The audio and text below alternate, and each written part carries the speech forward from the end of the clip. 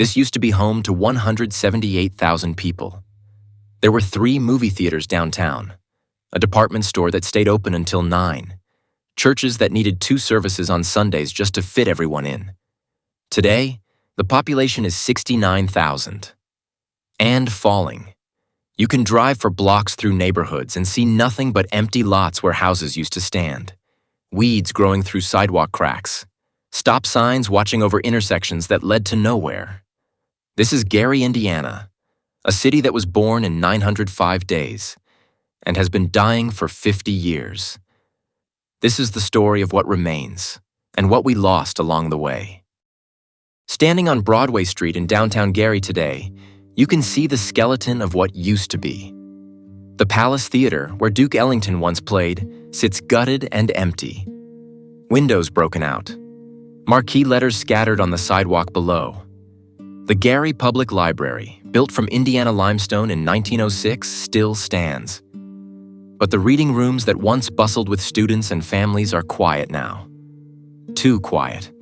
You can walk for 20 minutes through the downtown core and count the open businesses on one hand. Maybe 2 hands on a good day. The buildings are still here, the people are not. Every few blocks there is a house. Just one. Sitting alone in the middle of what used to be a neighborhood, surrounded by empty lots that stretch to the horizon. The grass grows tall.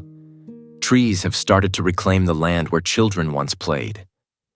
There are street signs for roads that no longer exist. Mailboxes standing guard over addresses that no one calls home.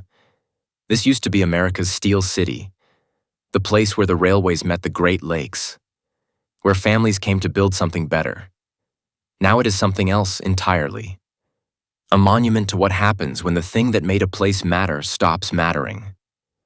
But Gary was not always like this. There was a time when this city represented the future, when smoke from the steel mills meant prosperity, when every train that rolled in brought another family looking for work, looking for home. And for 60 years, they found both. In 1906, there was nothing here but sand dunes and Lake Michigan wind. Nothing but 40 square miles of empty shoreline that most people considered worthless. Too sandy for farming, too remote for shipping, too wild for settlement. But Elbert Henry Gary saw something different. Gary was the chairman of United States Steel Corporation, and he needed a place to build the largest steel mill in the world. He bought 9,000 acres of Lake Michigan shoreline for $7.5 million, money that most people thought he had lost his mind spending. What Gary understood was location. The Great Lakes could bring iron ore down from Minnesota. The railways could carry coal up from Pennsylvania. And right here, where the lake met the land, you could build something unprecedented. Not just a steel mill, an entire city. From scratch. They started construction on March 1, 1906. 905 days later, they had built the Gary Works Steel Complex, housing for 30,000 workers. Schools, churches, hospitals, and shops. Streets laid out in perfect grids. Sewers, water mains, and electrical lines. An entire city built faster than most people build a house. They named it Gary, Indiana. And from the very first day, it worked exactly as planned. The mills ran 24 hours a day. The lake boats came and went loaded with ore and steel. Families poured in from across the Midwest and the South. Polish immigrants, Italian immigrants, African Americans leaving the cotton fields of Alabama and Mississippi for steady work and steady pay. By 1910, 16,000 people called Gary home. By 1920, it was 50,000. By 1930, it was 100,000. Each year brought new neighborhoods, new schools, new churches, new reasons to believe that this place, built from nothing, could become everything. The city that was born in 905 days was just getting started. By 1960, Gary, Indiana was everything its founders dreamed it would be. 178,000 people lived here, the highest per capita income in the state of Indiana. Gary Works employed over 30,000 workers and produced 6 million tons of steel every year. enough steel to build 3 million automobiles. The prosperity flowed through every corner of the city. Broadway Street downtown had 3 department stores: Hudson's, Goldblatt's, Block's. The Palace Theater brought in the biggest names in entertainment. Frank Sinatra performed here. So did Count Basie and Ella Fitzgerald. The Gary Public Library had over 100,000 books and stayed open until 10 at night because working families needed somewhere to go after their shifts ended. City Methodist Church, completed in 1926, was the largest Methodist church in the Midwest. It seated 3,500 people and needed 2 Sunday services to accommodate everyone who wanted to attend. The building cost $1 million to construct. Indiana limestone, imported stained glass, a 280-foot spire that could be seen from anywhere in the city. It was more than a church. It was a statement. This community believed in its future. The neighborhoods reflected that confidence.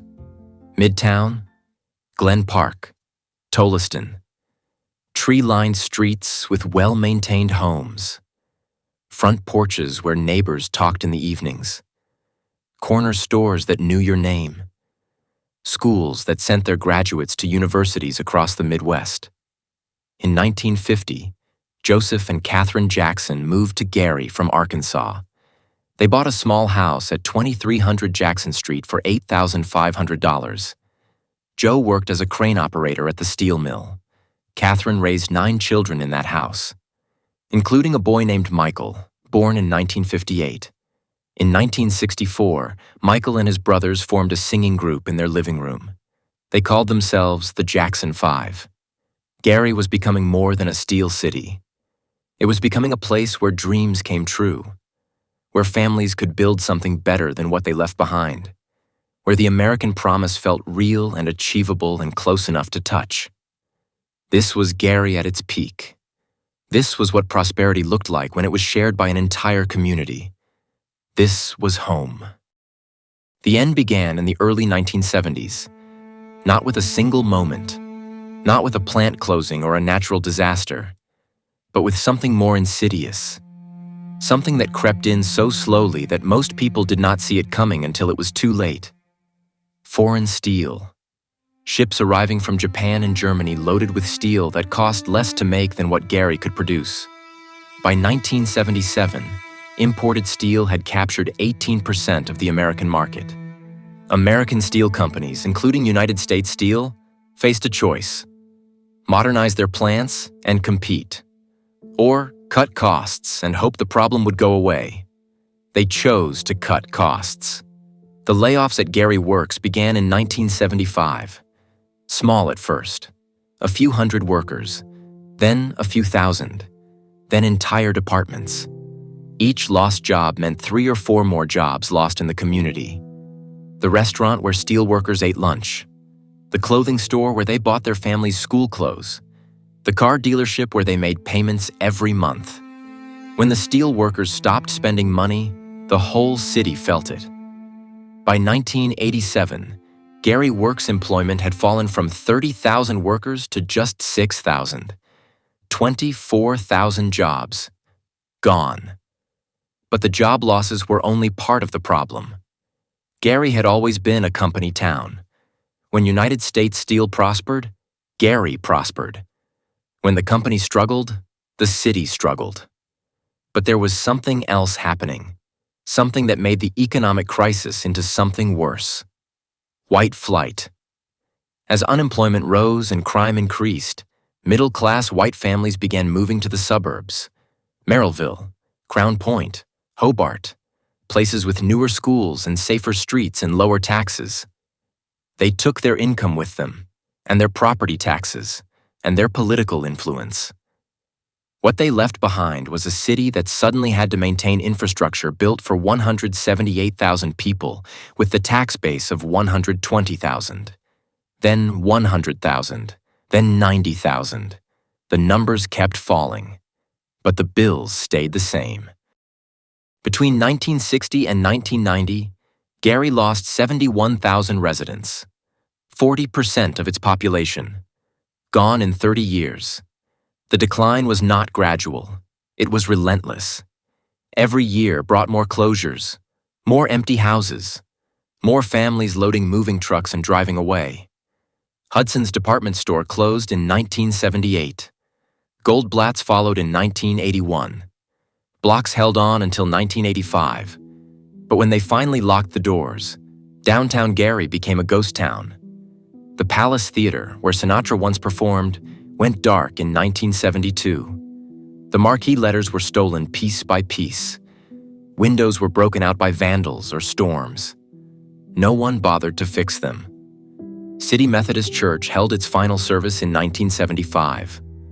Membership had fallen from 3,500 to fewer than 300.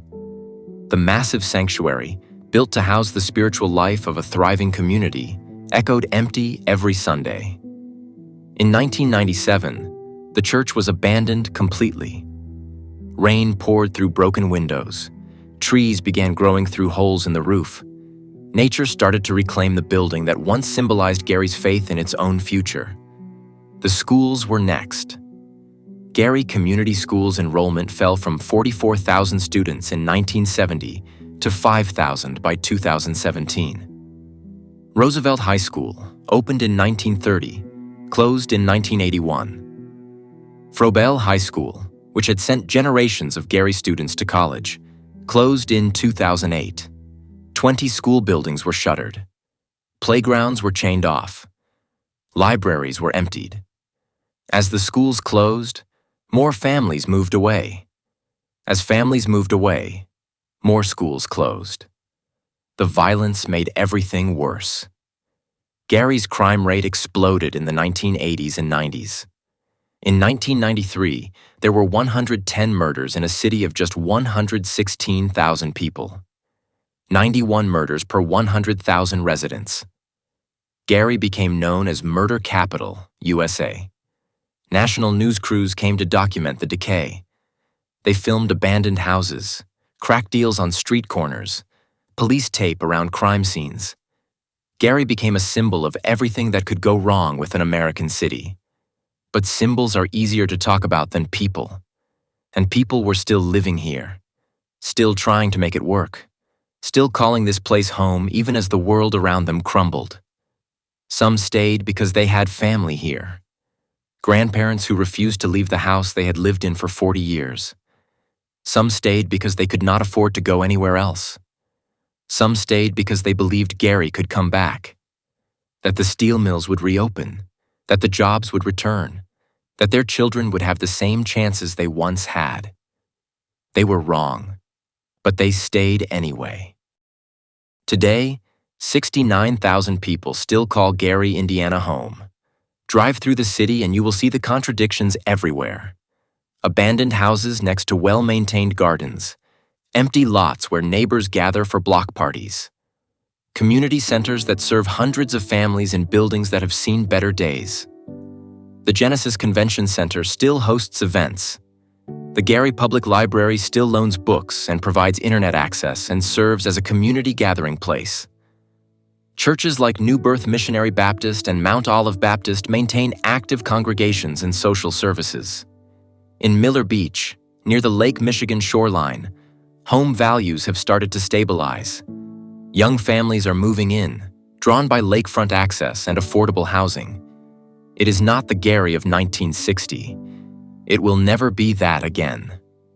But it is something. The Jackson family home at 2300 Jackson Street still stands. Fans make pilgrimages to see where Michael Jackson was born.